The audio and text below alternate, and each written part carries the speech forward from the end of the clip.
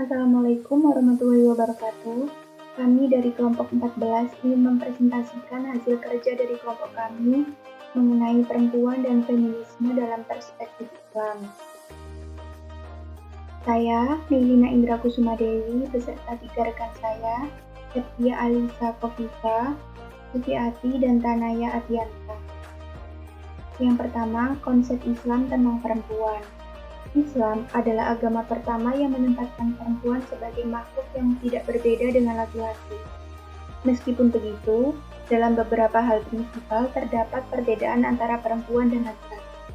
Perbedaan ini bukan untuk merendahkan satu sama lain, melainkan untuk saling melengkapi sebab Allah SWT menciptakan mereka saling berpasangan. Perbedaan perempuan dan laki-laki sebagian besar menyangkut dua hal, yaitu perbedaan biologis dan perbedaan fungsional dalam kehidupan kita.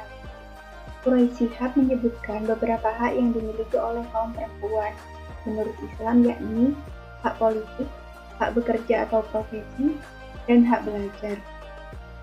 Selanjutnya yaitu sejarah lahirnya feminisme. Gerakan feminisme ini pertama kali muncul di Barat, karena sejak zaman dahulu hingga awal abad modern perempuan disamakan dengan budak dan anak-anak karena dianggap lemah fisik dan akalnya.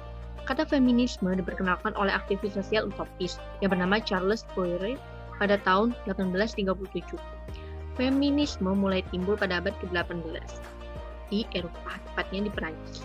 Gerakan ini didorong oleh ideologi pencerahan yang menekankan pentingnya peran rasio dalam mencapai kebenaran.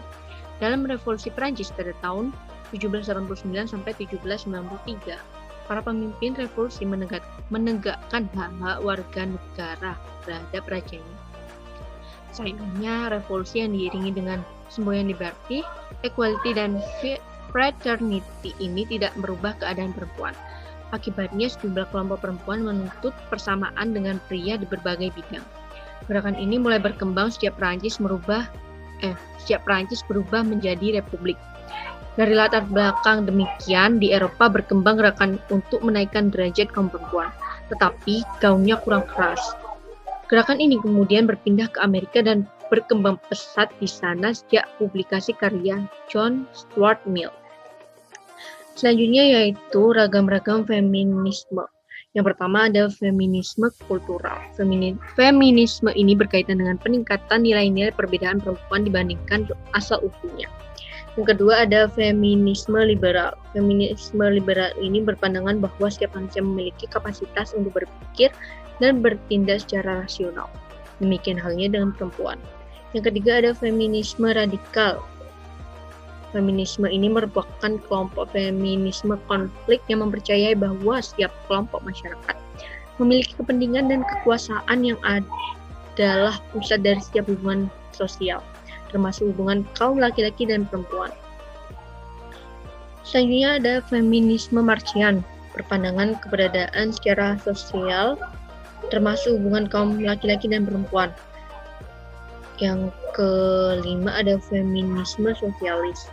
Feminisme ini sependapat dengan feminisme Marxis, bahwa kapitalisme merupakan sumber dari penindasan perempuan. Yang keenam ada feminisme psikoanalisis. Pandangan feminisme ini tidak terlepas dari pandangan Sigmund Freud yang melihat tingkat perkembangan superego perempuan sangat jauh berbeda dengan laki-laki. Yang terakhir ada feminisme Muslim. Gerakan feminisme ini bukan hanya bergerak pada negara Eropa, tapi juga pada negara dunia ketiga dan Timur Tengah. Nah, dalam pandangan Islam ini, ide dasar dan utama yang diperjuangkan oleh feminisme berupa kesetaraan kedudukan dan hak antara perempuan dengan laki-laki adalah sesuatu yang tidak benar dan menyalahi kodrat kemanusiaan.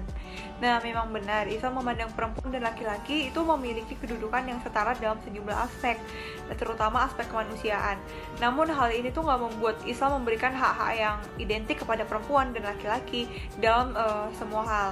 Nah, keadilan tidak harus bermakna pun dan laki-laki itu memiliki kedudukan yang setara dalam sejumlah aspek, terutama aspek kemanusiaan.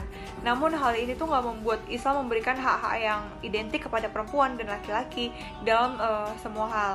Nah, keadilan tidak harus bermakna persamaan, bahkan harus berbeda jika kondisi dan fungsi objeknya berbeda. Nah, Allah menciptakan laki-laki dan perempuan dengan kondisi fisik, biologis, dan psikologis yang berbeda. Nah, perbedaan-perbedaan ini kemudian menimbulkan fungsi yang berbeda pada diri mereka masing-masing. Oleh karena itu, sangat bijaksana saat Allah membedakan hak dan kewajiban mereka. Kritik faktual terhadap feminisme. Terlepas dari pro dan kontra, gerakan feminisme diakui telah banyak membawa perubahan positif pada kondisi perempuan. Perempuan telah masuk ke segala sektor pekerjaan yang dulu dimonopoli laki-laki. Banyak undang-undang di berbagai negara yang lebih mendukung perempuan. Namun, di balik kemajuan ini, muncul berbagai sisi negatif yang ditemukannya. Contohnya adalah isu kemiskinan perempuan dan tingginya angka perceraian. Dari sumber Ansari dan Kosasi tahun 1997. Selain itu, terdapat sejumlah kritik yang ditujukan pada feminisme. Baik, itulah presentasi dari kelompok kami. Kami mohon maaf jika ada salah tutur kata dan perbuatan. Saya ucapkan terima kasih. Wassalamualaikum warahmatullahi wabarakatuh.